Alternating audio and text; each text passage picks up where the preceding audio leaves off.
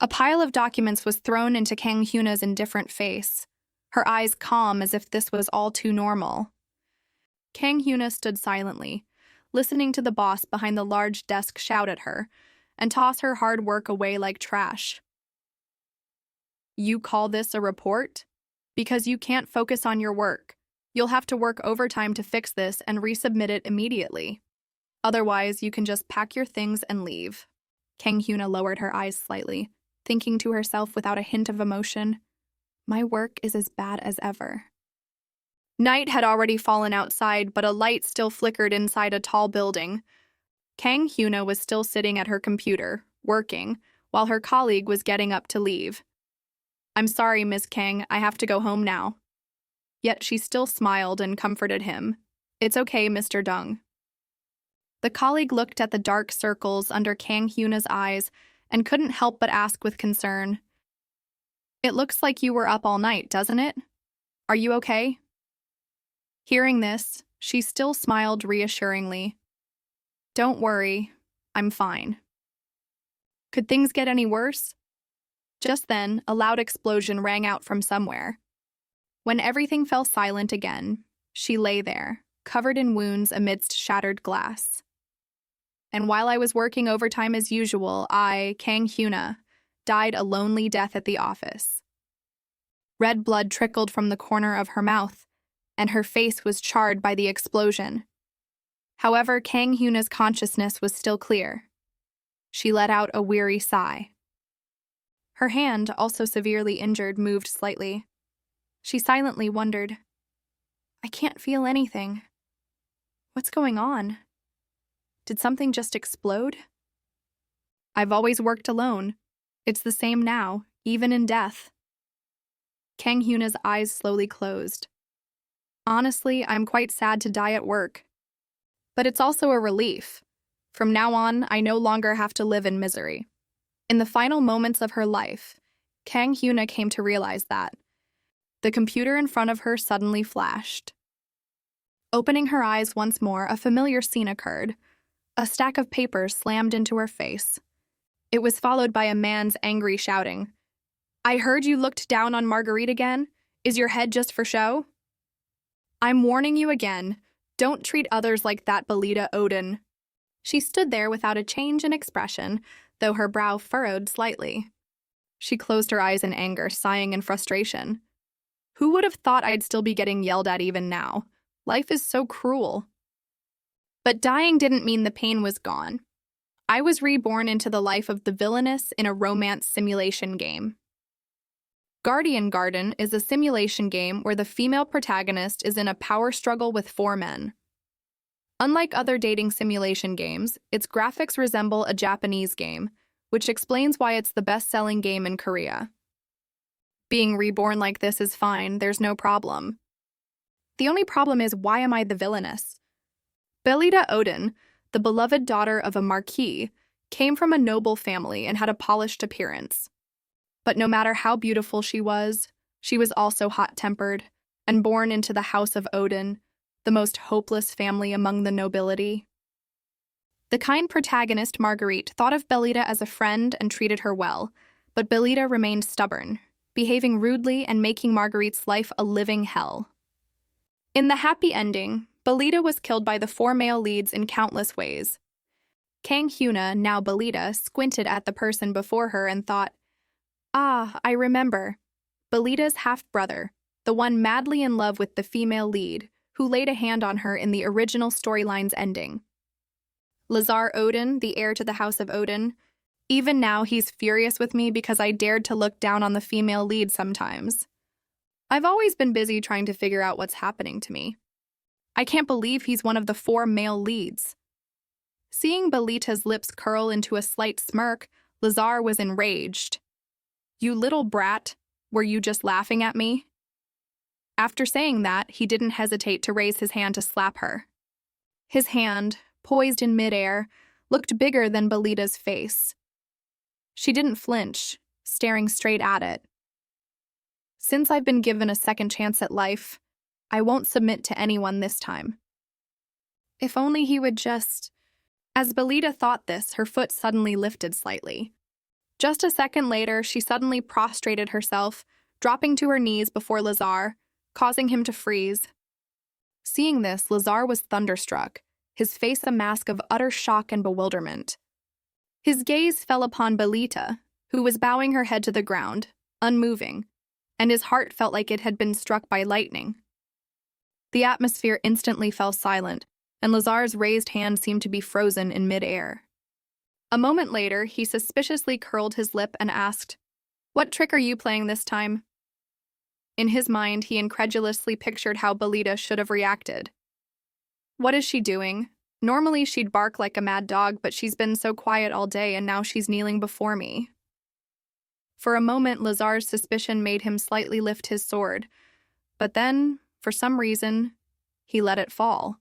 Lazar didn't care anymore and turned to leave, leaving a warning behind. "I don't know what you're planning, but there won't be a second chance. Next time, I'll throw you into the kennel with the starving dogs if you dare ignore or bully Margarite." Until the sound of the door closing, Belita remained kneeling, not getting up. Her whole body suddenly began to tremble uncontrollably. Belita lifted her deeply resentful face. Though her body trembled, her eyes shone with shame. "This is so frustrating. Why did I have to sprain my ankle at a time like this? I know it was an accident, but I can't believe I just knelt before Lazar, the one who always takes his anger out on me." I was about to approach him. Belita bit her lip tightly, her mood so dark it seemed to radiate outwards. At this moment, she suddenly frowned and spoke a sentence full of determination. "I will do everything I can to keep you away from the female lead, Lazar." After speaking, she slowly rose from the ground. "Belita is the villainess, so if I stick to the plot, I'll die again. But if I can change the ending, if I live, the female lead dies. That's the default setting of this game." After Belita rang a bell, a maid entered and spoke respectfully. "I'm here, my lady." She looked at the maid and asked softly, "Is Margarite still here?" The maid replied, "Yes, my lady. She is in the drawing room." Hearing this, Belita gave a cold command, "Bring her here." The maid immediately bowed respectfully. "Yes, my lady." Then the maid turned, left, and closed the door. A mystical light suddenly flashed from Belita's hand. She called out, and a virtual screen appeared before her. "Open quest log." Belita looked up and read the words on the screen. "Hidden quest. Log in to Guardian Garden. The Guardian Garden game has officially begun. Complete the story and receive a reward. Reward or penalty. Return to your previous life or be trapped here forever." After reading it, she smirked and muttered, "That's strange. I don't remember there being a hidden quest. So what? It's a default setting anyway. I'm the one who made it, after all. I don't know which is the reward and which is the penalty, but I can change the predetermined ending. I won't die so easily." Margarite, the bright and kind character. In Guardian Garden, she stood out more than anyone else in the cast, and she was also the character Kang Hyuna absolutely adored. And also the source of my death. Belita's death in any ending. So in order to survive, the maid ran in and announced breathlessly, "Miss Margarite has arrived." Belita's eyes lit up when she saw the girl in front of her. "Margarite? I have to befriend Margarite first." Margarite's voice caught Belita's attention. "Belita?" Suddenly, her eyes welled up and tears began to fall. "Are you okay?" This scene made Margarite flustered. She said hastily, "What's wrong? Do you have a cold?" "Ah, I'm fine. I'm just so starstruck." Struck? What's that?" Margarite was astonished by her words. "I already knew it, but how can someone exist who's even more adorable than I expected?" "Ahem. Honestly, I didn't think you'd want to see me. Aren't you mad at me? I haven't come to see you in days." No matter how badly Belita behaved, Margarite still saw her as a friend. When I was creating the game, the default was always that Margarite would be gentler and Belita meaner. But now that I am Belita, I understand how terrible that feels. A gentle look appeared in Belita's eyes, her voice growing softer.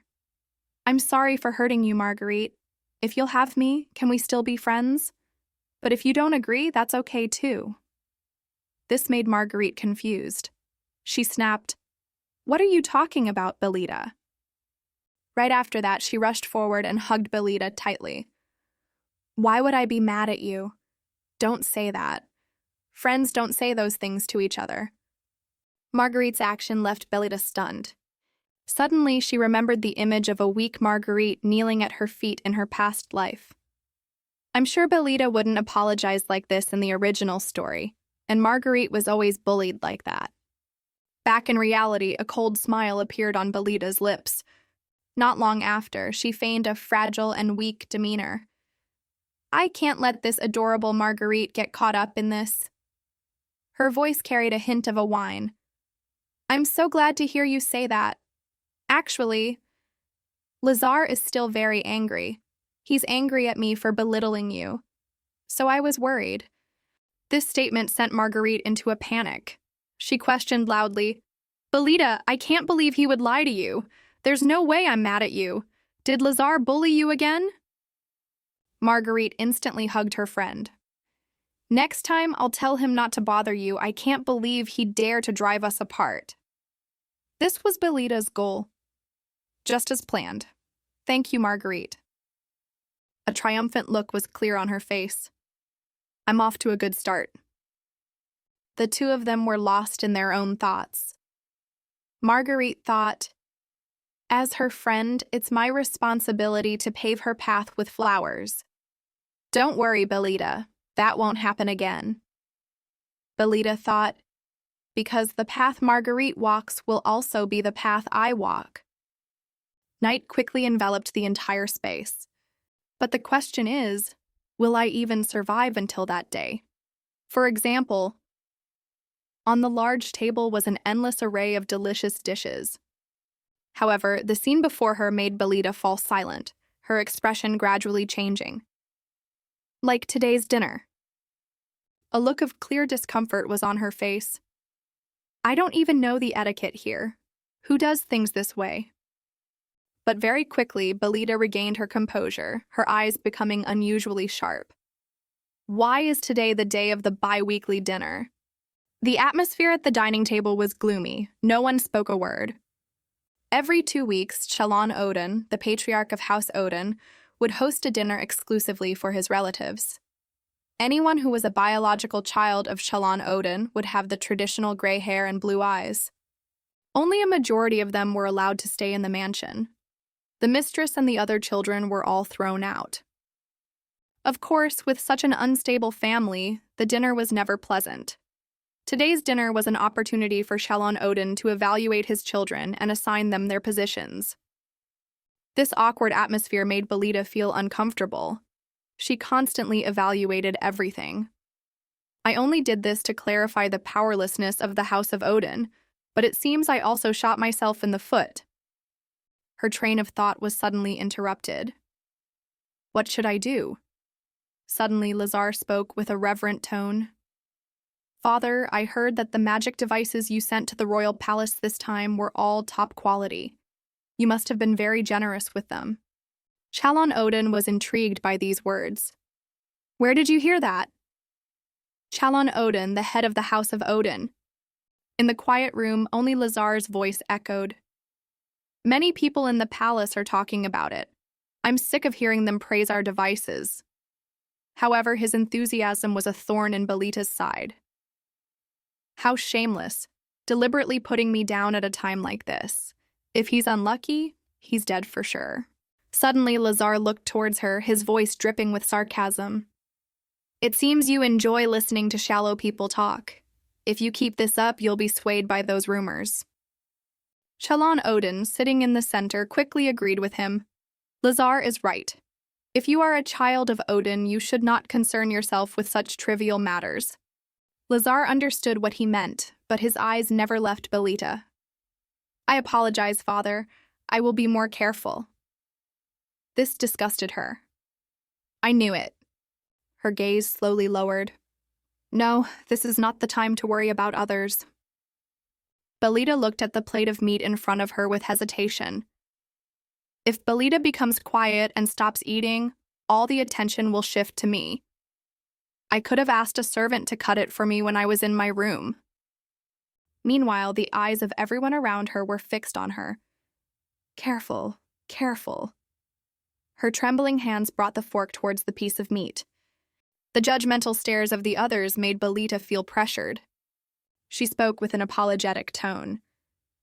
I'm sorry. However, her words were quickly cut off by Shalon Odin's annoyed voice. Don't make a sound. Beads of sweat started to form on Belita's face. Thank goodness he hasn't punished me yet. She began to act cautiously, her hands still unable to stop shaking. I have to be more careful. Suddenly, something unexpected happened. The steak flew as if it had wings, landing straight on Belita's head, causing her to panic for a moment. It quickly fell onto the table in front of her. This scene infuriated Shalon Odin. He shouted, How dare you make a scene in front of me? Didn't you hear my warning? Get out of my sight and don't you dare leave your room until you've learned all your manners. In a few short seconds, Lazar shot up from his seat. He roughly grabbed Belita's wrist. Lazar dragged her out of the room amidst Shalon Odin's scolding. If I hear anyone say that the 18-year-old daughter of House Odin has no table manners, I'll have your head. However, Lazar had no good intentions. He ruthlessly pushed her, causing her to fall flat on the ground. A vile smile, just like Shalon Odin's from moments ago, appeared on Lazar's face. If you're so eager to die, you should have made a bigger mess. He looked at her with hateful eyes. What a disgrace. Belita struggled to her feet, staring blankly at the tightly closed door. She stood there mocking herself for being so foolish. Ever since I created this world, both my past life and this life are exactly the same. Belita couldn't stop blaming herself. I'm sorry, Belita. I'll try to make it up to you with different things in your life. I assure you the real Belita was always treated like this. And in the past life, Shalon Odin had clearly shown his hot temper towards Belita through his lectures. If I hear anyone say that the 18-year-old daughter of House Odin has no table manners, I'll have your head. These scenes made the present Belita fall into deep thought. I'm only 18, which is also when he found out his daughter's age. In the story, Belita was 21, which means I'm 3 years before the story was created. Suddenly, she waved to a nearby servant. Hey! A faint smile still lingered on Belita's face. Bring me today's newspaper. In that case, I need to prepare thoroughly for the next 3 years. In the large room, Belita sat leisurely reading the newspaper. Suddenly, she spoke slowly. I knew it. It seemed she had realized something new. I went a bit too far. What's this? A moment later, Belita sighed wearily. But I'm the one who started it, so I don't know how to explain it. She remembered Margarite's bright smile. I have to build a good relationship with Margarite to get a happy ending, but there are a few things I need to do, even with those who are called my blood-related brothers. I need someone to fulfill my wishes, and the actions of the male leads will have a big impact on the ending. There's still Ananta. In this world, magic exists, and magic devices are enchanted and used for casting spells. Along with prosecutors and mages, magic devices are considered a symbol of a nation's strength, and the House of Odin got rich by supplying these devices to the royal palace. But humans are the main ingredient for the Odin family's devices. The House of Odin kidnaps and traffics people, then puts them up for auction. Those without mana are sold as slaves for money, while those with mana are turned into magic devices. Ananta is the name of the illegal slave auction run by the House of Odin and also the venue where this disgusting act is held. As you might know, this is 3 years before the story was created. Belita frowned slightly, as if she was making her own calculations. I'm glad I found out about this early. Soon it will be the first of the month when Ananta is held. A troubled look appeared in Belita's eyes as she slowly folded the newspaper. It's fine if I go scout it out first, since it's a place that should be raided frequently anyway.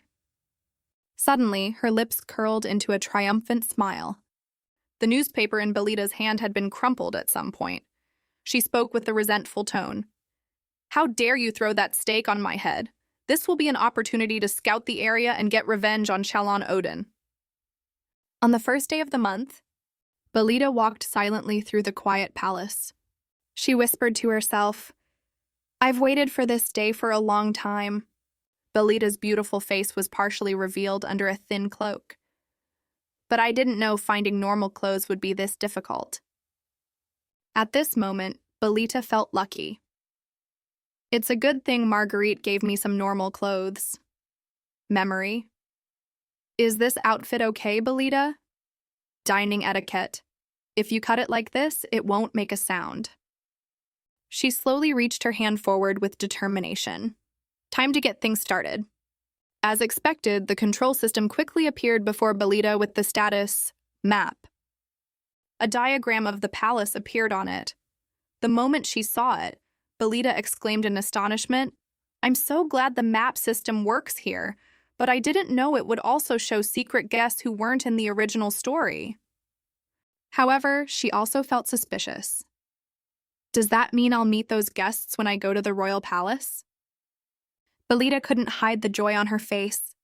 She continued to walk down the dark corridor. My life is going to be so much easier. Odin Manor, Vinta Alley. Belita had arrived at this place at some point with an excited smile. Using cheat codes is the best. However, she still shook her head with a troubled expression. "It's thanks to it that I got here. I'm wearing a mask because I'm afraid someone might recognize me. The map is really useful." But not long after, Belita regained her composure and carefully observed her surroundings. "It's fine if I sneak in, since I'm not participating in the auction anyway. I wasn't invited, and I don't have any money." Suddenly, Belita was drawn in by the surrounding scene. In front of her were countless people wearing cloaks that covered their entire bodies. This made her fall into deep thought. Ananta is here?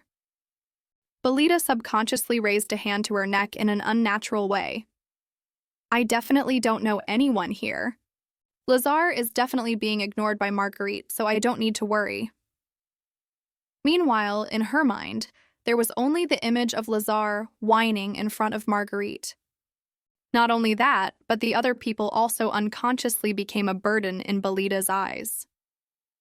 What about the others? Thinking of this, she suddenly froze, her gaze wavering.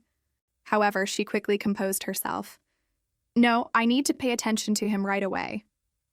Suddenly, the auctioneer's voice cut through Belita's thoughts. "The auction will now officially begin." Belita, hiding in the crowd, directed her gaze towards the large stage. "If you like an item, please raise the number you have been given." The auctioneer's words made her fall silent once more. An item? A man, carefully tied up, was brought onto the stage as the auctioneer introduced him. "This is the first item. This man is 20 years old and extremely sturdy. He is a former gladiator, so you can use him as you please." The slaves sold here were not considered human. They were just profitable items. Because of this, all slaves sold in Ananta would wear a magic device on their hands and neck. They would immediately explode if they dared to escape, so they had no way of running away. The man before her made Belita's eyes widen in horror. The surrounding atmosphere became lively in an instant. They kept bidding. 550,000 mate. Disgusting. 600,000 mate. How can they do this to a human being? This scene made Belita even more panicked. But the worst part is that I'm the one who created this world. In the bustling crowd, only she stood there, helpless. Belita's eyes welled with tears as she continuously blamed herself. "I created this place from the very beginning, not just Ananta. I also created this situation and this scene of people being bought and sold. This disgusting auction continues, and it makes me more and more desperate." The auction continued under the auctioneer's lead. And that is the last item for this auction. At this point, Belita still stood there with a blank face. It's already the 8th item. She bowed her head slightly with a dejected look. I'm about to go crazy, but I can't ignore this. Suddenly, the auctioneer's voice reached her, making Belita look up in surprise. Today's guests are extremely lucky. The item I'm about to introduce is extremely rare. On the stage, a mysterious object was covered by a white cloth. With the help of a very important man, we were able to capture this special thing. That's right, this item comes as a pair and is only used in pairs. Belita grew more and more panicked, her mind screaming. A pair? They're planning to classify and sell high-quality human resources at Ananta. The people around them quickly began to whisper, "Hey, isn't that... wow."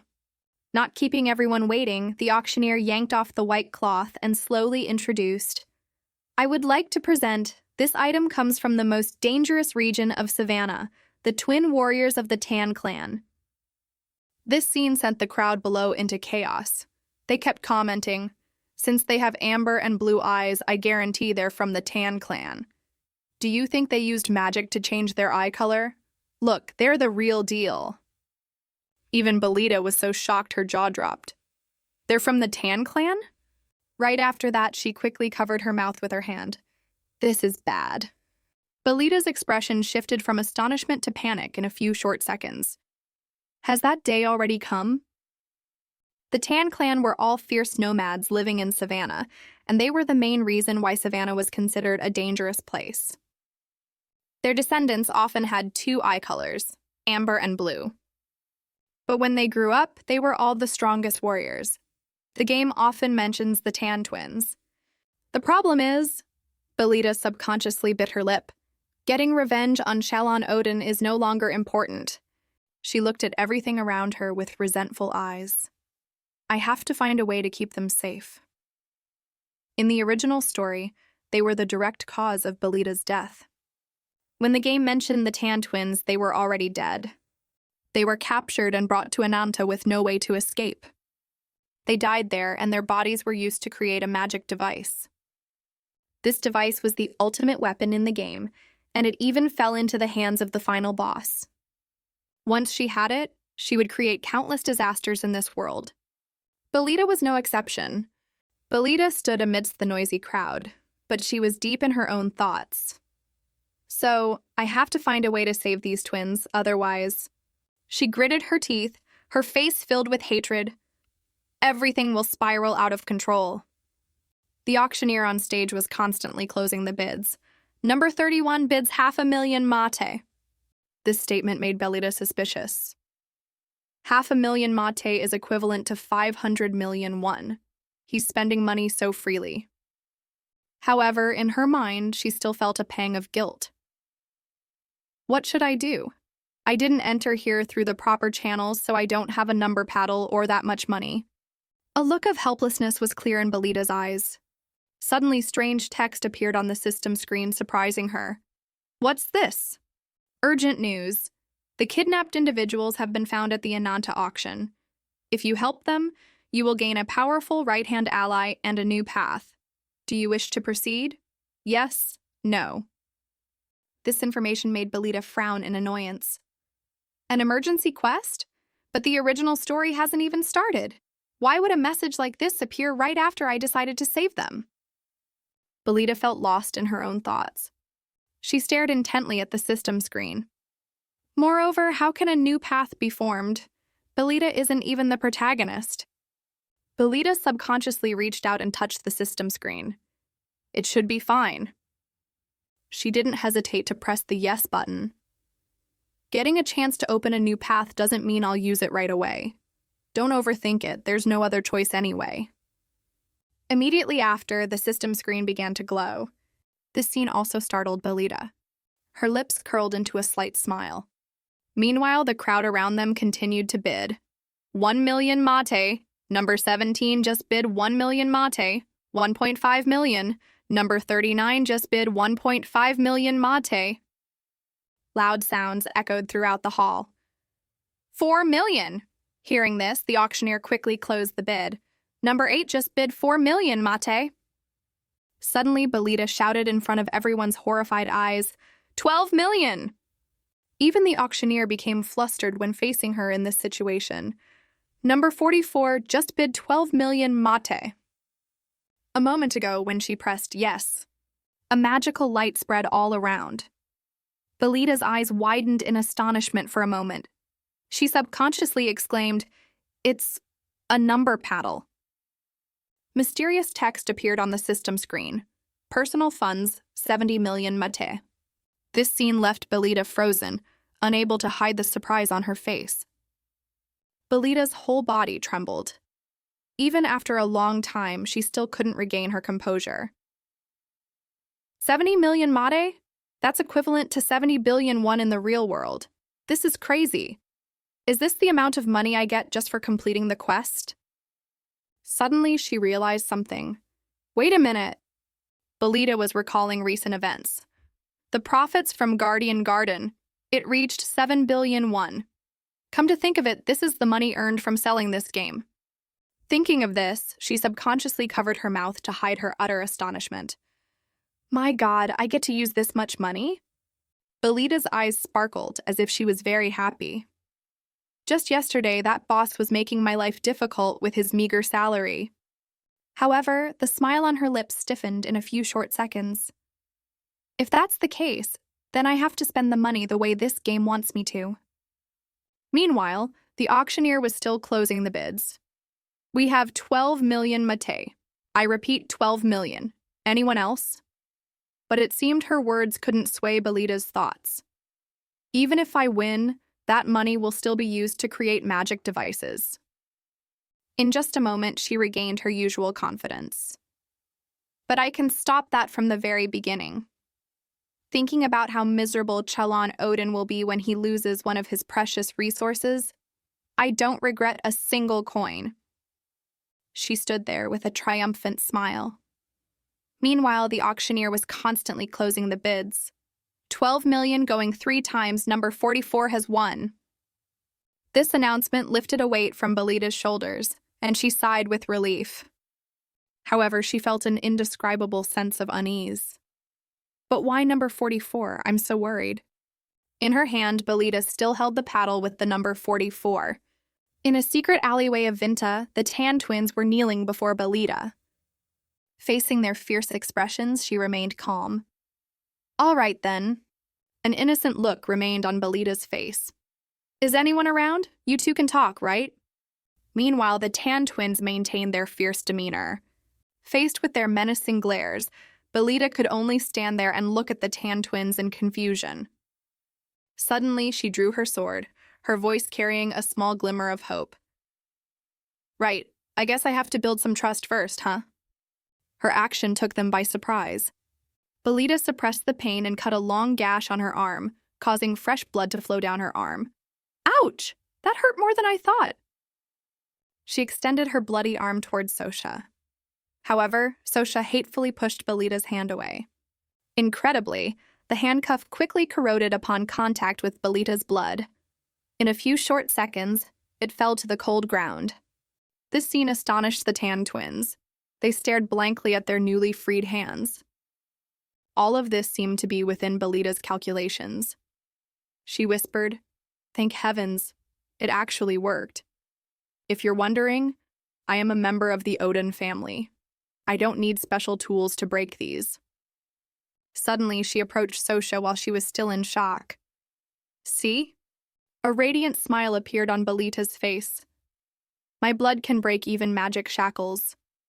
And now, I want to ask you two for a favor. But right after that, the Tan twins lunged at her like hungry tigers. They used the most brutal method to restrain her. The Tan twins' harsh reaction panicked Belita, and she froze for a moment. I can smell it. A very foul smell. I smell the stench of the snakes. Meanwhile, her opponents showed no sign of letting go of their delicious prey. The same smell as the ones who kidnapped us? Ananta is coming. Belita's face had lost all its initial confidence. She gradually fell into a panic caused by the Tan twins. I'm hungry. I want to eat. The muttering continued to echo in her ears like a death knell. So hungry, I want to eat. She's the daughter of the one who kidnapped us. The apple doesn't fall far from the tree.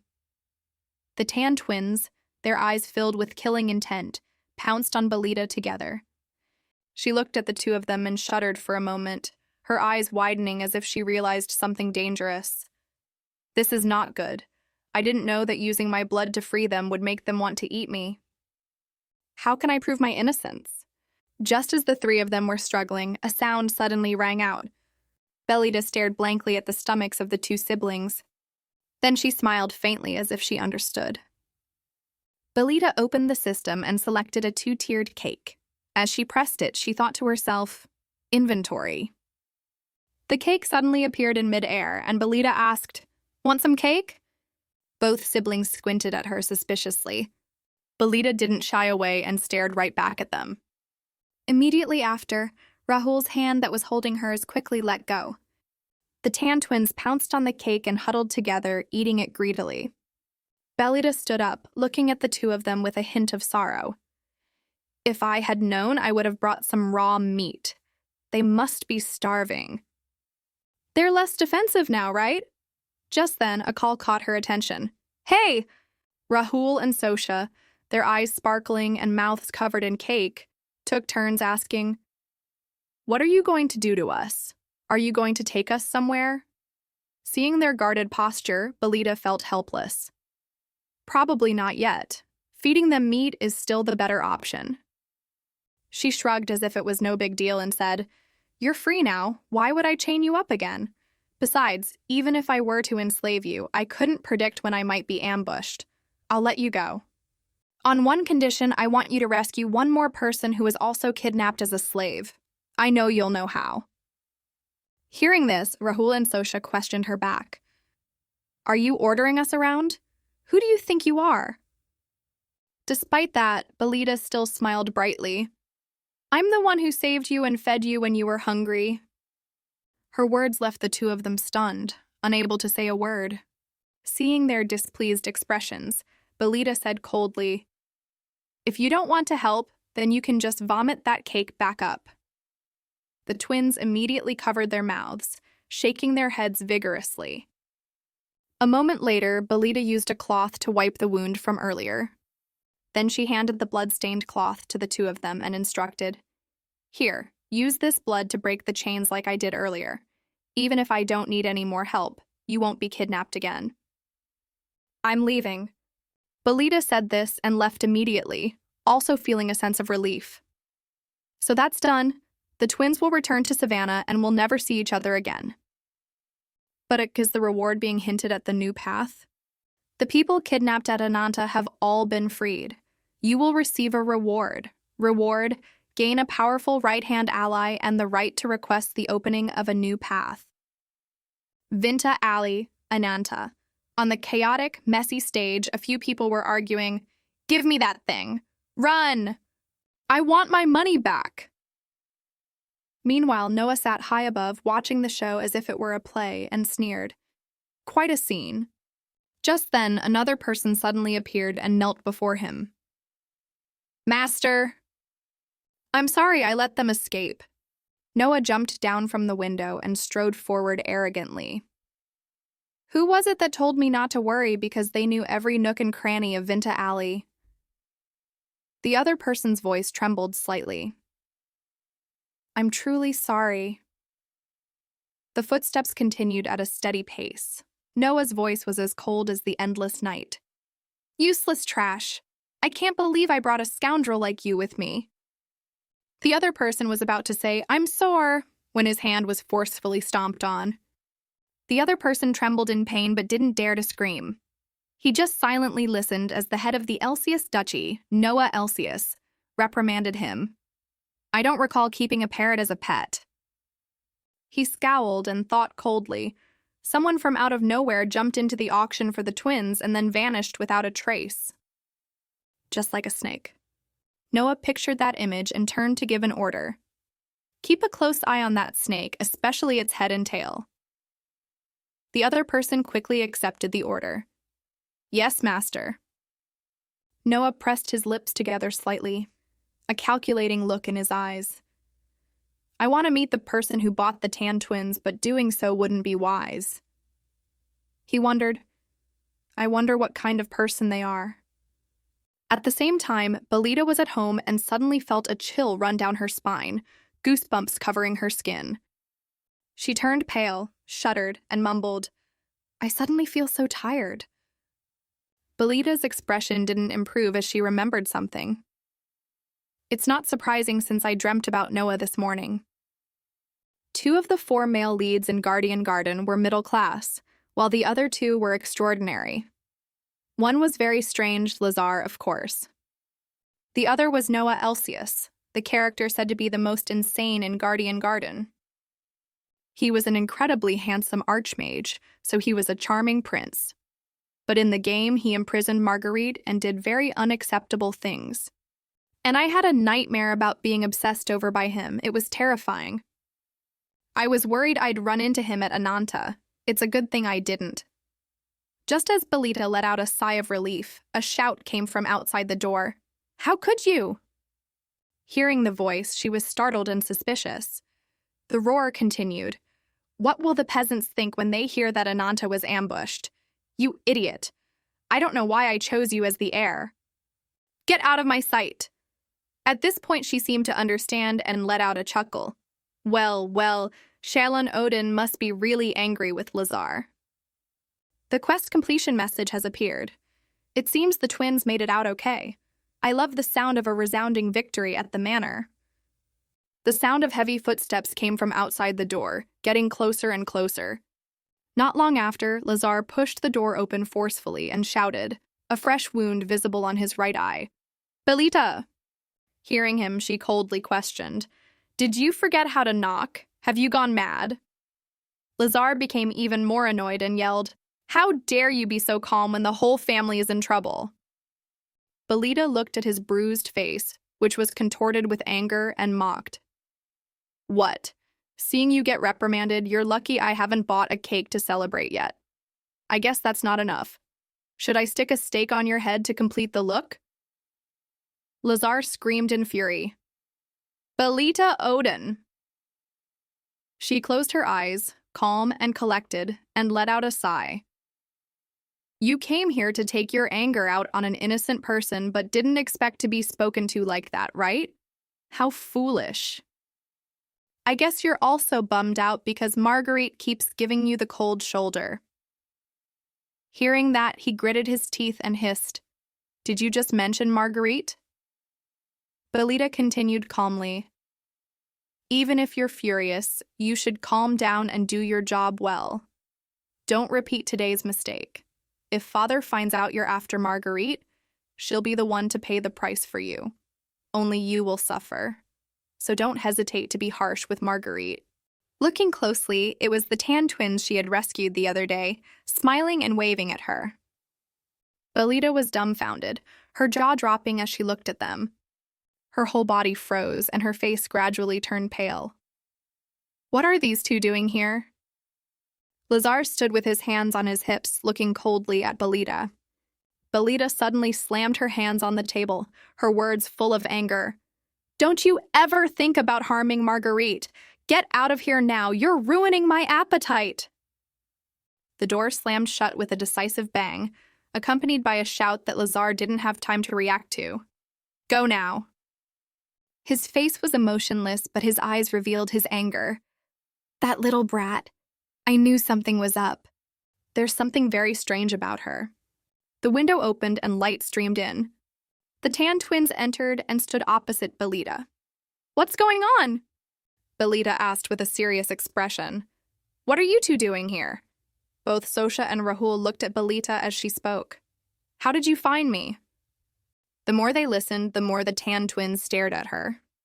"What's wrong? Did I do something wrong?" Suddenly, Belita seemed to realize something. "Meat! The smell of meat! They keep staring at me because I'm busy enjoying delicious food. Open inventory." Her hand touched the light surrounding a very tempting piece of meat. Suddenly, Rahul's and Sosha's eyes lit up like car headlights, their faces showing pure joy. "Meat! It's meat!" The tan twins advanced towards the meat, eating it greedily as if they had been starved, while Belita stood behind them, watching them eat. Belita raised her hand to stop them, but it seemed too late. Her face was full of helplessness, but her thoughts were sarcastic. I don't remember programming dog-like behaviors for the Tan clan. After eating their fill, Sosha and Rahul stood up and began to look around, while Belita sat on the bed and spoke to them. You two helped free the others. Belita sat on the bed, her hands placed on her lap, and gave a gentle, sincere smile, thanking the Tan siblings. Thank you for your help. Suddenly, Rahul and Sosha turned around and spoke to Belita with great seriousness. How did you know? You haven't been back to the manor since yesterday. Are you really a mage? You two must have been following me very closely. Belita just listened and said nothing more as Rahul and Sosha said, Really? You didn't see us following you? She sat on the bed, raising her hand as if trying to explain something to the twins. You must have known I'm not a mage since I don't exude any so-called magic. Right. She could only smile at what they were saying. But you made meat and cake appear out of thin air. How did you do that?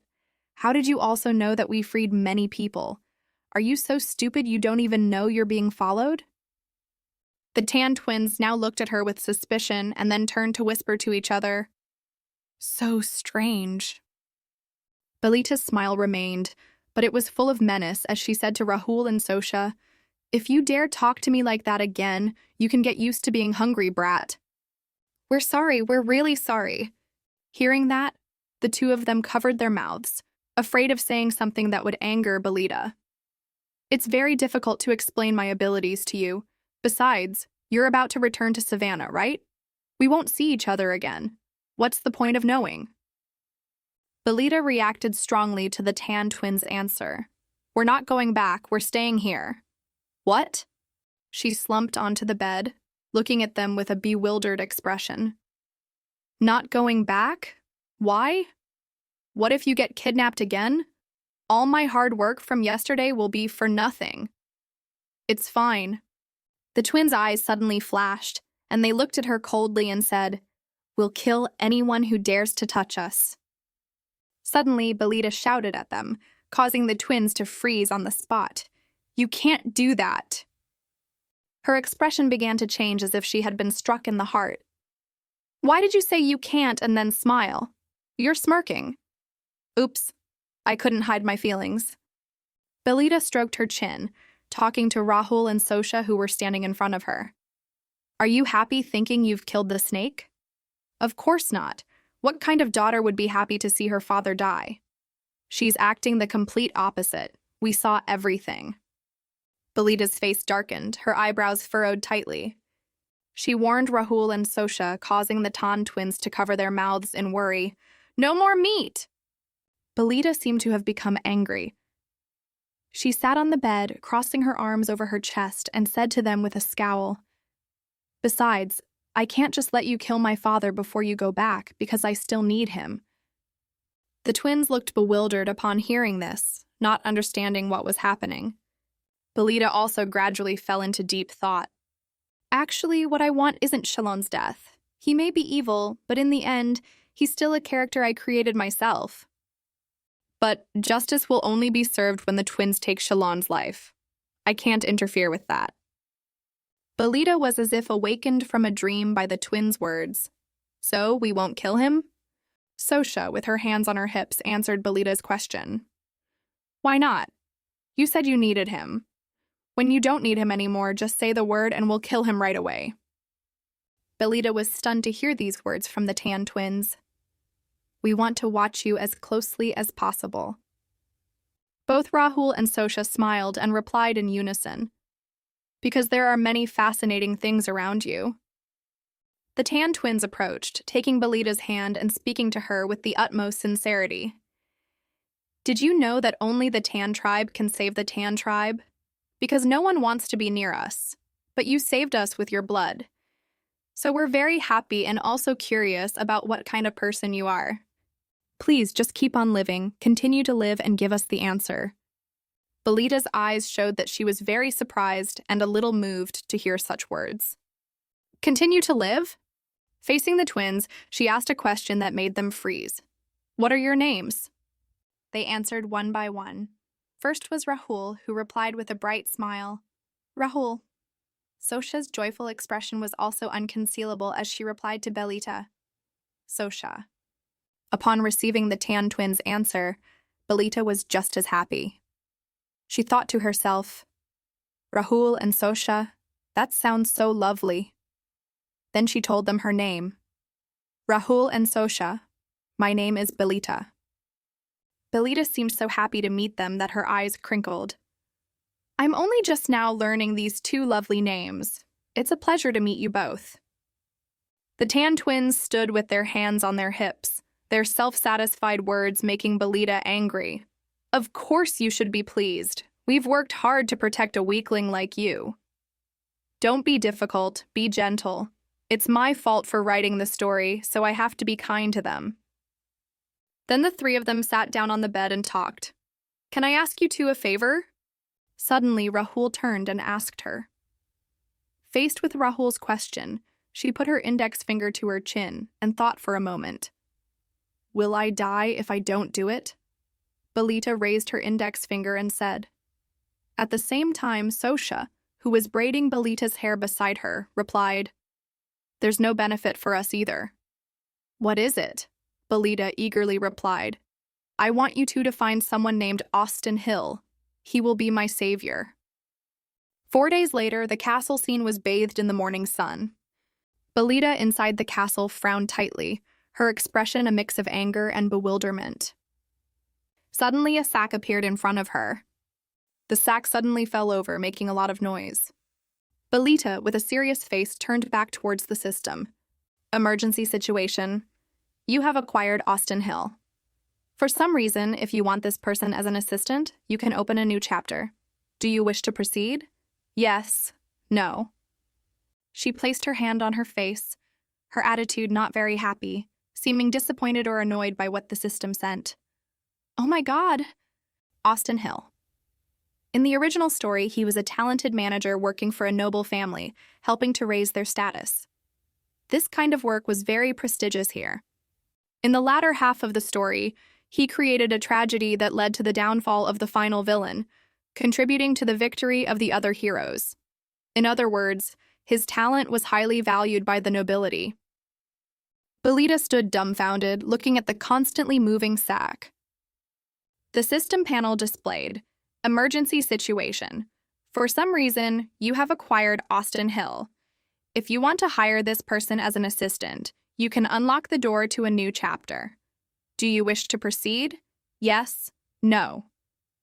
She held her forehead and moaned to herself, Oh my God, I can't believe they actually brought him here. Belita faced the system panel thinking and considering. She looked at the displayed message and wondered silently, What is the door to a new chapter? Belita let out a helpless sigh and approached the sack. She helplessly recalled that she had used the word proactively to instruct them. Bring him to me in the most normal way possible. Belita glanced over at the Tan siblings. They were also looking at her with sparkling eyes.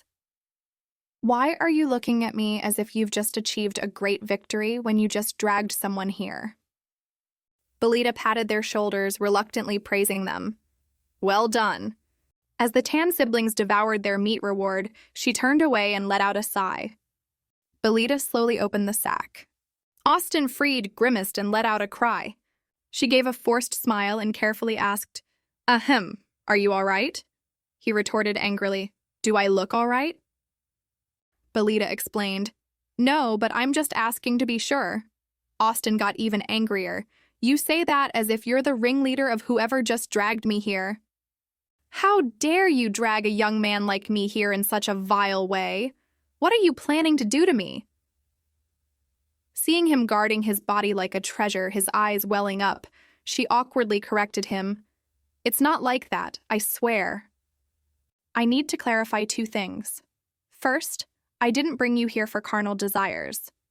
Second, I am not their master. Do they look like they see me as their master? Seeing Belita point at them, the Tan siblings' eyes lit up, and they looked back, implying, Is there more meat? Meat? Austin wondered. Are they following the orders of the master of the sneaky snake's nest? She crossed her arms, speaking gently. I knew you'd figure it out. Well, anyone can see that. But as you said, snakes often slither around secretly and trust no one, not even their own children. He struggled out of the sack and replied, I know. Especially when their children aren't what the rumors say they are. Belita smiled, watching Austin dust off his shoulders. She thought deeply. He knows. He has enough information to know about the rumors of Belita in the original story. He even grasps information faster than his own family members. Look at this scene. You're still worried about fixing your clothes. Belita spoke up. Yes, a snake doesn't trust its child. So don't you think the opposite could be true? Austin was stunned. He knelt before her, questioning, You mean you've been lying to the House of Odin all this time? Belita disagreed, her voice cold. I don't like the word lying. Don't you find him foolish for not realizing it?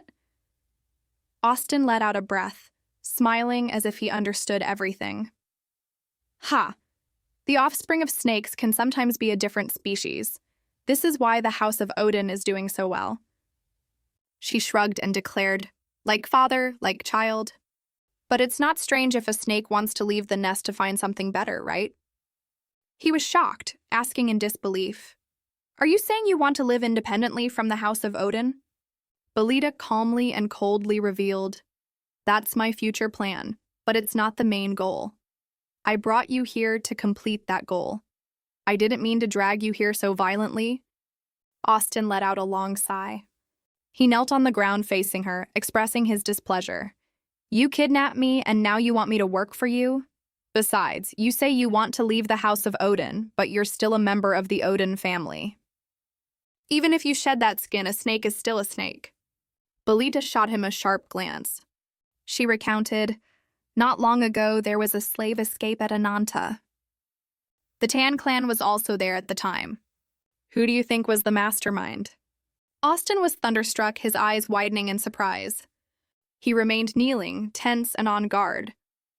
Aren't you jumping to conclusions a bit too quickly? Belita said nonchalantly. Why hide it when everyone knows? I'm leaving the House of Odin. I think differently, and I also need your help. That is a loss I'm willing to bear to minimize the risks. Austin smirked and questioned, So I'm the loss? She turned away casually. If you don't want to be a loss, then work your back off. He threw cold water on her. I never said I would work for you. Belita turned to face him and questioned, What? Am I not qualified enough? Do I look like someone who fails and can't achieve their goals? Austin was tense, silent. She gently sat down and continued. Well, I can't prove everything to you yet, so how much do you want to be paid? He froze, speechless, confused. Austin could only utter a huh? Belita tried her best to persuade him. I paid 12 million mate for those two from the Tan family. How much do you think you'll get per month? Since this is just the beginning, how about 10,000 mate for now? Plus 100,000 mate in bonuses. If you work long-term, you'll get a raise. I'll cover travel expenses and your salary will automatically increase if the contract is renewed. What do you say? He thought silently. Austin clenched his fists, his voice trembling. If you're trying to bribe me with that mountain of money. His attitude changed 180 degrees. Of course I'll say yes. My lady, I will work hard for you. She commanded proudly. Call me boss. He submitted, bowing. Yes, boss. The Tan siblings were completely stunned.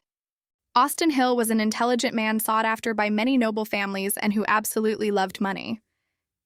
At the Royal Knights training hall, a man was practicing with a sword. He was drenched in sweat, panting heavily. Someone ran up from behind, calling, Graham! The person turned around. It was Graham Curtis, commander of the Royal Knights. Graham frowned in surprise. My goodness, Count Ellington, you came all the way here looking like that? Count Ellington sobbed, tears streaming down his face like a river, and said sadly, So what? What you should be concerned about is comforting your crying friend. He replied indifferently, "So what if my friend is crying? You should remember I'm busy maintaining my reputation." The man cried even harder, shaking Graham. "Do you choose your friends or your reputation?" He said coldly, "A good reputation." These words were like a lightning strike to Count Ellington. Graham took out a towel, wondering, "What brings you here? If some girl just dumped you, you'd be hiding in a corner somewhere, so it can't be that." The man furiously protested, "Do you think I'm that kind of person? Austin Hill is missing." He widened his eyes in disbelief. Graham turned to face him, questioning. "Austin Hill? Isn't that the man you worked your life away for to get the money to hire?" Count Ellington cried bitterly, resentfully recounting, "Yes, while I was saving up the money he wanted, someone else came and took him away." He stroked his chin thoughtfully. Graham thought to himself, "I had my eye on him too, but someone else just snatched him up?" The man angrily complained, "How could someone with business ethics do such a thing?" He picked up his bag nonchalantly. "First come, first served." Count Ellington bitterly shouted, "Whose side are you on?" Graham turned his back, stating rationally, "I side with whoever has more money. That's why Austin went to the side with more money." The man cursed resentfully at no one in particular. This filthy, money-driven society. What about those who have no money? As the evening light descended, he delicately confessed, "Personally, a count like you shouldn't be asking such questions. But it's quite sad. I wanted to meet him too. I wonder who managed to hire Austin Hill." At the palace, Belita was sitting opposite Margarite. She asked with concern, "How have you been lately, Belita?" She replied with a blank, "Huh?" "Why do you ask?" Margarite observed with worry. "You don't look happy, so I asked." "I thought Lazar or someone else had scolded you." Belita only said "oh" out loud, silently questioning herself. "I was just lost in thought. Do I look that tense?" On the table, 2 teacups were half empty. She reassured her, "It's fine. You know they all dislike me." She replied, "Oh." Seeing her friend downcast, Belita smiled brightly and shrugged comfortingly. "It's okay. Don't worry too much. I don't pay them much mind." Marguerite pouted and lamented, "I wish we were real sisters." She smiled gently, asking cheerfully, "You want that?" "Basically, I already see you as my little sister." "Marguerite, how about I be your big sister?" She was so surprised and excited she covered her open mouth. "Belita!" Belita rubbed her forehead sadly. "Call me big sister, quick. Your big sister is heartbroken." Marguerite cried with teary eyes. "Don't tease me, Belita." She chuckled, gaining momentum. "I'm just kidding. It's because you said you wanted us to be sisters." She sobbed. "But Belita, why are you the big sister? We're the same age." Belita considered it, thinking, "That's true. Then you be the big sister?" Marguerite was shocked and fell backwards. She felt dizzy, thinking, "She wants me to be the big sister?" with a blushing face. She stammered shyly, "Never mind. I'm better off as the little sister." She had a good laugh. Belita asked with concern, "By the way, has Lazar caused you any more trouble lately?" Marguerite hesitated. Thankfully no, he must be very busy. I don't know why he keeps approaching me, but I wish he'd stop because it's getting a bit out of hand." She stroked her chin, deep in thought and calculation. Even if Lazar wants to win Marguerite's favor, there's no way Shalon Odin would accept her as a daughter-in-law due to her status as the daughter of a poor viscount, unless there's a change that can turn the tables. For that to happen, I need to act fast. Belita stood up abruptly, asserting confidently, "It's okay, Marguerite. Let your big sister handle it." Her face blushed and she stammered shyly, "Belita, but—" She gently stroked Marguerite's head. Belita gently reassured her. "No one will be at a disadvantage, don't worry. I might even be the one who benefits the most. Does my little sister understand what I mean?" She looked up at her. Belita hugged Marguerite tightly and praised her. Good girl. Margarite is cute and lovely. Margarite must always be happy, so I'll always do my best to eliminate the bad ending she doesn't deserve. After a moment, she said goodbye. See you later, Belita. She reminded her, be careful on your way home. As soon as the door clicked shut, Belita realized someone was speaking. That must be her. Austin stood leaning against the window, his arms crossed, seriously commenting. I never thought you'd just want her to be happy. According to the rumors, you shouldn't be doing things like this. Boss? She smiled brightly, cheerfully probing. But isn't she adorable? He coughed and said, it would be a lie to say no. Belita continued worriedly. That's why Lazar is still pursuing her. He's a bit hot-tempered, which is why I need to find a man to be a shield. Austin wondered, why does it have to be a man? She smiled mischievously, rubbing her chin. To make Lazar even more furious. The man who acts as a shield will be the target character to become Margarite's lover. If we don't count Lazar and Noah, we'll have to contend with two other commoners. First is Kai Lucius, the Crown Prince. The other is Graham Curtis, commander of the Royal Knights. If one of them seems worthy of Margarite, Belita, full of fighting spirit, thought with a dark smile. I'll wrap him up and give him to Margarite as a gift. The target character will be the perfect spice for the male lead. He stood beside her, sweating in fear. What are you planning? That smile is giving me goosebumps. She crossed her arms, nonchalantly justifying, it's nothing. I'm just wondering what Margarite's type is. She thought to herself, but I also have to be quick-witted if Margarite isn't interested in any of them. The story doesn't have to follow a set framework. I'm the one who created this world, after all. Belita lowered her head and mumbled, if she wants, I can protect her. Anyway, I have to get started right away. I have at least 4 more years. The original story will start in 3 years, and I'll continue for another year. The original story remains the same, but I'll also face many obstacles. If there are any changes, I can add a few actions. She extended her hand towards Austin, entrusting him with her confidence. Keep up the good work, Austin Hill. I'll pay you handsomely, so put all your brain power into it. He cheerfully knelt. You say that as if my head is full of walnuts. Diamond cuts diamond. I'll do my best. The two shook hands on the deal. Belita looked over at the Tan siblings, Rahul and Sosha. If you two stay with me, you'll get to eat meat. If not, remember to leave a few words before you go so I know, okay? The two nodded, and Rahul replied, okay. She replied with a smile as bright as a flower. I hope we'll cooperate well. 4 years is a long time, but it goes by quickly because I'm always so busy. 3 years passed in the blink of an eye. Evening descended on the closely packed wooden houses. In a back alley of Galen Street, Belita's slow footsteps echoed. She walked to a house and pushed the door open. Stepping inside, Belita pulled down her hood. She smiled and said, I'm here. As soon as everyone saw her, they cheered, Boss! Immediately, everyone crowded around her. Boss! Why are you so late? We've been waiting for you. Belita laughed awkwardly and said, Why is everyone so excited to see me? Austin has taken care of most things. The people pouted and grumbled, but it's been a long time since you were last here. That's right. Don't you see how much we missed you? Belita was at a loss with them and sighed to herself. 3 years ago, I established this group.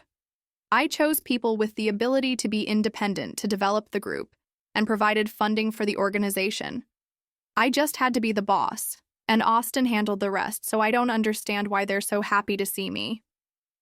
Belita smiled politely at everyone, a little surprised as she thought, even my colleagues at the company weren't this nice to me except for Mr. Dung. Suddenly, a girl with short, shoulder-length hair holding a basket of seeds approached and called out to Belita. Boss! She turned and replied, I'm listening. She held the basket of seeds out in front of her and asked, I wanted to ask, boss, why did you ask me to collect these seeds? Belita observed the seeds in her hand and nodded. These must be rouleaus. You've collected quite a lot. The girl replied blankly. Because they're everywhere. The problem is they're always everywhere. Belita looked at the dozen or so baskets of seeds next to her and then smiled and said, Even if I explained the reason, you wouldn't understand. Just remember what I told you. The girl with the short hair replied firmly, Gather rouleaus, but leave half behind? I've always kept that in mind. That's good then, Belita praised. A moment later, she waved goodbye to everyone. It's getting late. I'm heading back. They were stunned and shouted loudly. What, you're leaving already, boss? Despite everyone's helpless gazes, Belita waved decisively and left.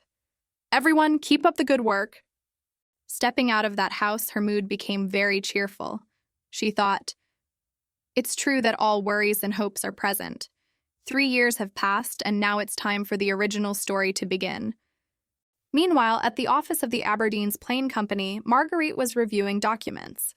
After finishing, Margarite couldn't help but let out a sigh. She said with a headache, At this rate, I think the losses will be significant. Jill, holding a teacup, looked at Margarite's unwell expression and asked softly, Exactly how bad is the situation? Margarite's face was filled with exhaustion as she said, We only receive orders from the House of Odin, who is also our sponsor, and we also have to spend a lot on installation costs. She sighed and placed the paper on the table. But if we leave it like this, the progress will be delayed. While she was worrying, Jill suddenly asked, You're having dinner with Lady Belita tonight, right? How about you discuss this with her? As soon as she heard Belita's name, Margarite immediately lit up and exclaimed, Wow, that's a great idea.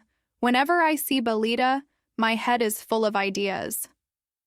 Hearing her say that, Jill let out a chuckle. It's so nice to see you two are so close. Margarite covered her face in embarrassment. Come on, Jill, my face is all red now.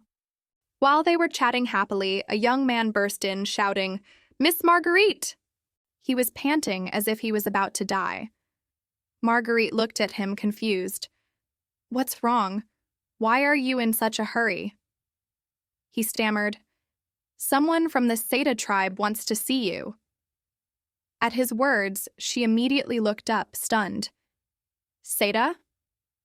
The Seda tribe? You mean the mysterious tribe that no one on the continent knows about? She said, astonished. The young man nodded repeatedly. Yes, but he wants to see you, Miss Margarite. Upon hearing this, Jill was stunned, bewildered. Margarite raised an eyebrow in curiosity. He wants to see me instead of my father. The young man replied respectfully. Yes, my lady. He said he wants to discuss this matter with you. Margarite had a bad feeling. A moment later, she said to him, All right, lead him to the room. In the living room, Margarite's voice slowly echoed. I am truly honored to meet someone from the Seda tribe. I am Margarite Aberdeen, representing the plane company. Sitting opposite her was a man with distinctive platinum blonde hair. Margarite politely asked, You are Mr. Lucille, correct? Lucille looked at her indifferently and said, Just Lucille is fine. Margarite pursed her lips, secretly sizing him up. His personality is as unique as his appearance. She got straight to the point. Lucille, I heard you wanted to see me? Lucille nodded as if it were true. Then he asked, Did you buy something at the auction yesterday? A cat statue with blue eyes, missing one eye. As soon as she heard him say that, Margarite immediately nodded in response. That's right. Suddenly, Lucille proposed, Sell it back to me. Margarite was startled and exclaimed, What? He said nothing more, pushing a red chest towards her. Lucille's voice was deep and hoarse. I will trade. This is the Seda's guardian stone, he said, simultaneously opening the chest. Inside was a sparkling black gem. The gem immediately caught her attention. As far as Margarite knew, the Seda's guardian stone was the rarest gem on the continent, worshipped by the entire Seda tribe. Legend had it that whoever possessed it would gain both health and wealth, as well as an eternal aura. And it was also what had helped the great Queen Aesthetia in the previous century do something special while leading the country, after obtaining the stone from the Sita tribe. She wondered, and now he's willing to trade it with me just for a flawed cat statue? Her blank, dazed face just stared at Lucille. She told herself, I only noticed it for some reason and bought it for a cheap price. Then she suddenly said, that statue is very beautiful. Margarite stood up and said in a sincere voice, if you're willing to trade this priceless gem, that statue must be very important to you. Lucille didn't understand her meaning. He frowned and asked softly, are you trying to raise the price? Margarite walked towards the cat statue and shook her head, replying, no, I don't need that stone. If it's important to you, it'll find its way back to you. Her gentle words made Lucille's eyes widen in surprise. Huh?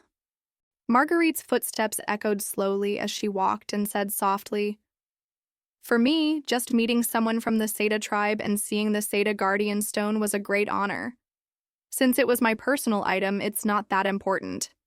Margarite held the cat statue in her hand. You deserve this statue more than I do. Without any hesitation, Margarite handed the statue to Lucille. Her face was extremely cheerful. So please keep it safe and don't lose it again. Lucille was momentarily stunned by her innocence. He lowered his eyes slightly and suddenly spoke, You're quite interesting, Margarite Aberdeen. She raised her eyebrows, not understanding at all. What? Then Lucille placed the black gemstone into Margarite's hand. He said, expressionless, You keep it. I already gave it to you, after all. She looked at him in astonishment. Lucille. Then, to prevent her from refusing, Lucille stood up and left. He smiled lightly at Margarite. No need for formalities. From what I've just seen, you're qualified to have it. She was puzzled by his compliment. Qualified? What are you talking about? He didn't explain, only saying cryptically, You'll understand my words later. Margarite reached out to stop him. Wait! But Lucille had already flung the window open and left. Lucille's footsteps clattered on the ground. He sighed, holding the cat statue in his arms. Lucille shoved the cat statue in its face and said angrily, Magnus, I'm only trusting you this one last time. He furiously threatened it. I'll lock you up so you can't go anywhere ever again. A moment later, Belita coincidentally walked past behind him, and the two reluctantly made eye contact. Belita immediately turned her head away, pretending not to see. Her action made Lucille frown in confusion. She's really strange. Thinking this, Lucille smiled to himself. Even the stone's new owner is like that. This is starting to get interesting. Maybe I should pay more attention to the Empire.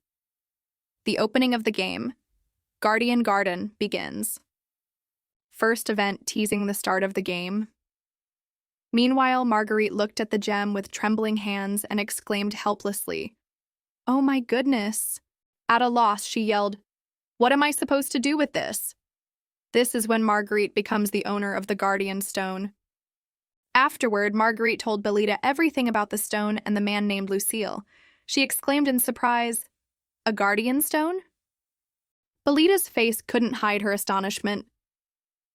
You mean the Seta Guardian Stone? Margarite nodded firmly. That's right. Seeing her adorable expression, Belita couldn't help but stare, covering her face and thinking to herself, when Margarite gets excited and starts rambling, she's so freaking cute. Margarite quickly pulled something from her pocket. Look at this.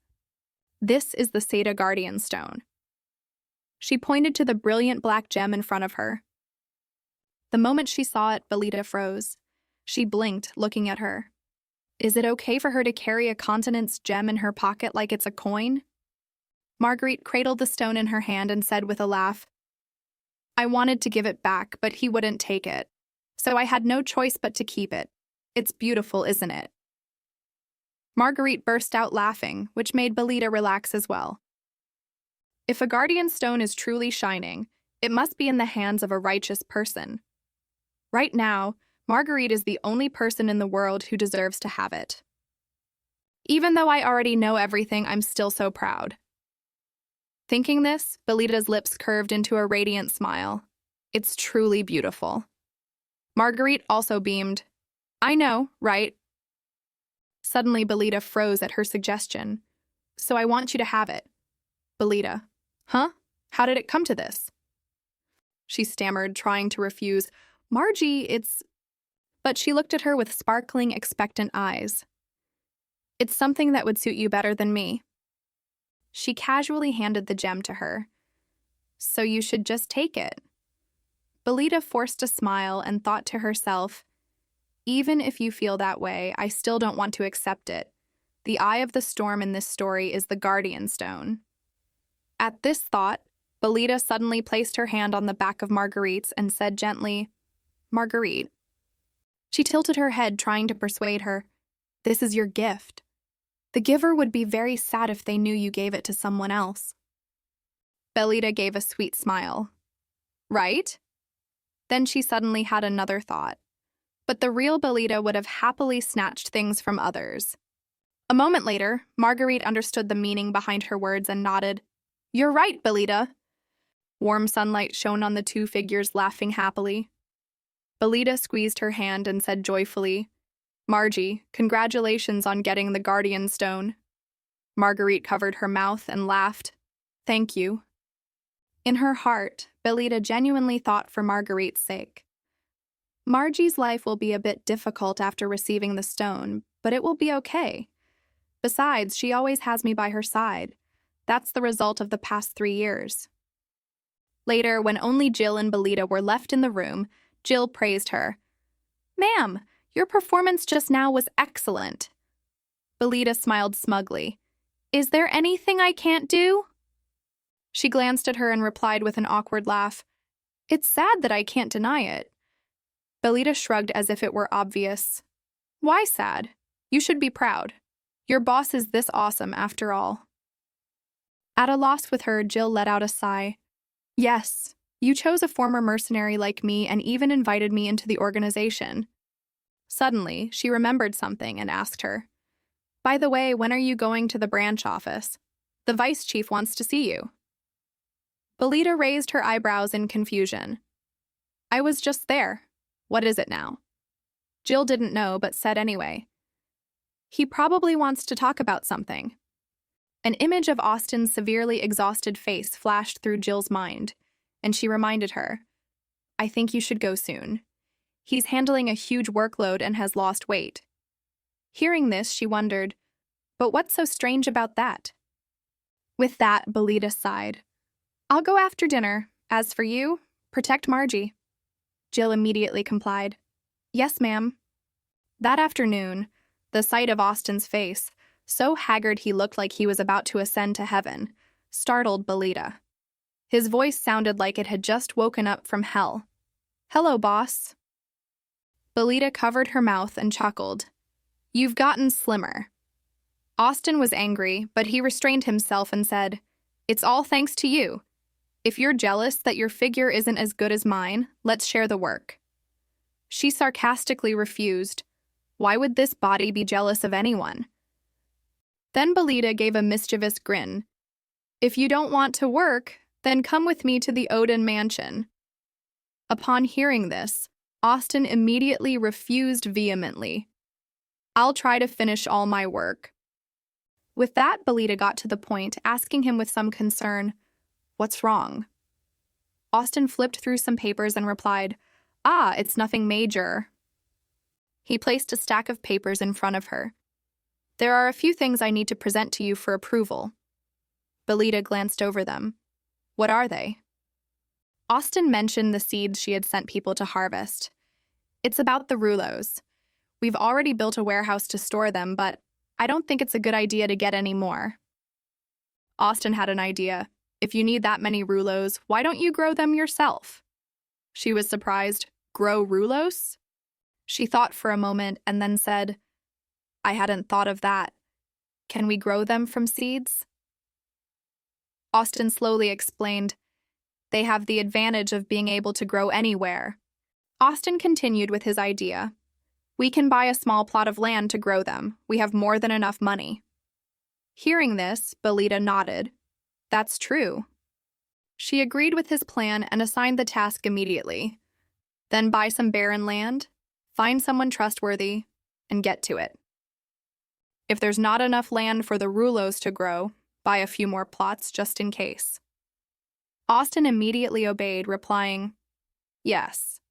Next, Austin remarked curiously, the Andra Enterprise has been acting strangely lately. Belita flipped through the paper, murmuring, the Andra Enterprise. It should be known that the Andra Enterprise is one of the most corrupt entities in the Empire, profiting from illicit activities like the Odin family. Belita listened silently as Austin continued. They've recently committed even more serious crimes. She frowned, her eyes fixed on the paper. I can tell just by reading this. Then she turned to Austin. Are they getting rich off banned items? It looks like they're paying the border guards. Seeing her concern, Austin chuckled. But we pay them much more than Andra does. That's what I gathered from reading this. She glared at him. Exactly. You'll go bribe them for information. You're helping to make me look even more like trash. Austin joked, of course we'll be the stinkiest trash in the world. Belita played along. That's right. We joke about being trash, and the reason for the bribery is to catch criminals for a better future. If we do this, the outcome will be as I wish. Thinking this, Belita sighed and told Austin wearily, that's enough for today. We've learned enough. Then she turned to leave. Otherwise, we'll be caught red-handed when Andra pays them. We have to finish this before the situation gets worse. Austin propped himself up on his hands and laughed resentfully. You're a bad person, boss. She shrugged nonchalantly. We won't become trash. We'll become cruder. Then she whipped her head back, smiled, and said, That's all for now, right? Austin slowly nodded. That's right. Then she said politely, Then I'll be leaving. He smiled formally. Be careful on your way back, boss. As soon as Belita stepped out, everyone immediately surrounded her, with someone crying out reproachfully, Boss! The boss is here. You're leaving already. I can't believe the vice chief gets to be with the boss the most. Seeing everyone's indignation, Austin frowned and snarled angrily, The vice chief's position exists to be with the boss all day. Instantly, everyone fell silent, not daring to utter another word. Watching this, Belita couldn't help but give a wry smile. No matter how many times I see this, I can't get used to it. The moon rose higher and higher in the sky. Belita hurried down the empty street, thinking to herself as she walked, It's gotten too late. It's been hard to work ever since Lazar became more cautious. She remembered Jill bringing her letters. She had said, Ma'am, these are all the letters that lunatic sent to Margarite. She had wrinkled her nose in disgust and ordered, How disgusting! Burn them all! Thinking about it, she couldn't help but feel lucky. It's a good thing Jill is with Margie, or that guy would keep hitting on her. I was the one who created that character, yet I still find myself muttering, wondering who on earth created him as a target character. Suddenly, she felt anxious. Lazar isn't the only problem. Belita, clad in all black, moved swiftly through the streets. As she ran, she thought, if I show even a little bit of attitude to father, he threatens to throw me out. His wife won't let me get near. And Lazar told Margarite not to say anything stupid. Everyone in the family uses threats as if they were target characters. They aren't on the verge of death, so no one bothers to take revenge. The corners of Belita's mouth lifted in a smug smile. But I've already interfered with Ananta's business, so he must be feeling very frustrated. It's been 3 years since I attacked Ananta and rescued the twins.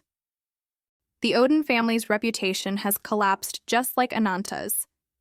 The family's income is starting to become unstable. She couldn't help but feel joyful inside. This is the perfect opportunity to approach him. Belita's expression turned cheerful again. This back alley is nothing compared to the Odin mansion. Suddenly, Belita's eyes widened in shock. She saw a man slumped over on the cold ground. Belita told herself, I thought this back alley would be 100 times safer than the Odin mansion. Belita's jaw dropped, speechless. Faced with the horrifying sight, Belita covered her mouth in shock and horror. There's a dead body. The back alley of Galen Street, the location of the branch office, is the darkest place in the Empire. Robbers and sometimes even murderers often lurk here. But I've never witnessed a case with my own eyes. As she thought this, Belita suddenly froze as if she'd discovered something. She let out a gasp. Ah! Seeing the man seem to move, she realized he's still alive. Belita asked, Are you okay? Wait a moment. I'll go get help. Then she told herself, I can't risk being discovered. I have to get someone else to help. Suddenly, he spoke. You can just leave. Then he continued, his voice harsh. It's better if you pretend you never saw me. Instantly, Belita's jaw dropped as she recognized the man before her. She exclaimed internally, Oh my God, it's Noah Elsius! What is he doing here? Belita began to speak, trembling. Sir, why are you… Noah cut her off. He chuckled and said, It seems you know me. In that case, I can't let you go. What do you plan to do? Belita thought grimly. Noah Elsius is the Empire's strongest mage, but how many people are strong enough to weaken him? Based on the color of the blood, it looks like he was poisoned. The original plot didn't have a scene where he was poisoned. As she turned to leave, Noah watched her and said mockingly, Are you that satisfied with my current state that you can't seem to look away? Belita hesitated. What should I do? Should I just leave? But what if my presence in this world is the reason he ended up like this? What if he dies because I left? That thought pierced her heart, making her chest tighten.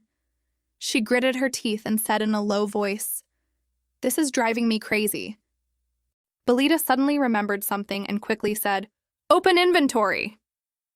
She took a potion from her bag, looking at Noah, who was still sitting motionless in front of her, and threw the potion towards him. Noah was surprised. Belita said nothing, only thinking, Well, even though I don't really want to, this feels like I'm tossing a coin to a beggar. Suddenly, Noah laughed out loud. His eyes flashed fiercely, his voice cold. Do you want me to strangle you? As soon as he finished speaking, her face went pale, her whole body freezing in that moment. Then she hastily explained, Don't misunderstand, it's an antidote. I threw it because I didn't dare get close to you. Noah laughed sarcastically. So, you helped me out of pity? Interesting. I'm quite sure you know me. Belita avoided his gaze and replied softly, I don't. I was on my way home and saw a poisoned man. Then I saved him. That's it. I'm a good person. He spoke again in a mocking tone. I can't believe you'd give something so valuable to a dying man. Are you an angel descended from heaven? She whipped around and said resentfully, Think whatever you want. Noah suddenly asked, Where are you going? He threatened, Stay here if you don't want your wings broken. Hearing that, Belita froze, thinking, Is he threatening to break my legs or something? She turned back, looking unafraid, and provoked him. Thanks to you, I'm now quite afraid of walking on the ground. I have to fly back to the heavens while I still have my wings. How about you find me yourself? What if one fine day you look up at the sky and see me flying? With that, Belita turned away decisively, leaving behind 2 words like a final full stop. Farewell. She walked through an empty space. Suddenly, Belita yelled, Rahul! Get out of here now! Without hesitation, Rahul immediately picked her up and shot out of the house like a gust of wind, cutting through the oppressive space. He asked curiously, Do I not need to kill him? Belita replied calmly, Of course not. I was afraid you were going to jump out. Rahul and Sosha have been by my side ever since I saved them, protecting me no matter what happens. They are my greatest allies. Rahul's lips curled, his eyes sharp. If he touches you, he won't get away with it. Also, he's very dangerous. If you think he'll cause trouble later, we can finish him off now. Do you feel he's still strong? Very strong. Rahul stopped, breathing hard but speaking firmly. If Sosha were with me, I could handle him easily. Seeing Rahul looking worried, Belita mused cheerfully. Well, let's just assume this was our first meeting and hope there won't be another. If anything else happens, it'll get more complicated. The system suddenly appeared, making her startle and let out a sound. Huh? Hidden quest. You have saved the poisoned Noah Elsius in the back alley of Galen Street. You have completed the quest to open the path to a hidden ending. You will unlock a new route leading to the ending with Noah Elsius. Belita was stunned, her face pale. A thought flashed through her mind. Hidden ending? New route? What does that mean? Seeing her stunned, Rahul called out softly, Belita? The system panel vanished. Then another notification appeared. Hidden ending has been opened, unlocking the Noah Elsius route. You can now view the ending. Belita wondered, the Noah Elsius route? Wait. She recalled the previous system notification. Urgent news. The kidnapped people have been found at Ananta. If you rescue them, you will gain new allies along with a new ending. Do you wish to proceed? Yes, no. Belita continued to speculate. The new route that just opened is related to Noah. In another scene, Belita was listless. Seeing this, both Rahul and Sosha were confused. Sosha spoke first. What's wrong with her? Rahul replied, I told you I don't know. She was fine a moment ago, and now she's bedridden. Sosha guessed, she doesn't have a terminal illness, does she? Immediately, Rahul repeated with confusion, a terminal illness? Then, Sosha explained, Belita told me that if a healthy person suddenly shows strange symptoms, it means they have a fatal disease. Belita once told her that adults often say when someone shows strange behavior, it proves they are close to death. After hearing that, he roughly estimated, so Belita is going to die? Belita was silent, lost in thought. For the past 3 years, I've worked so hard just to get a happy ending. I can't believe that just as the main story began, that Noah guy ruined everything. Even if Noah has a good ending, he's still the psycho who kidnapped and imprisoned Margarite. Noah's route? Happy ending? After a while of aimless thoughts, she sighed involuntarily.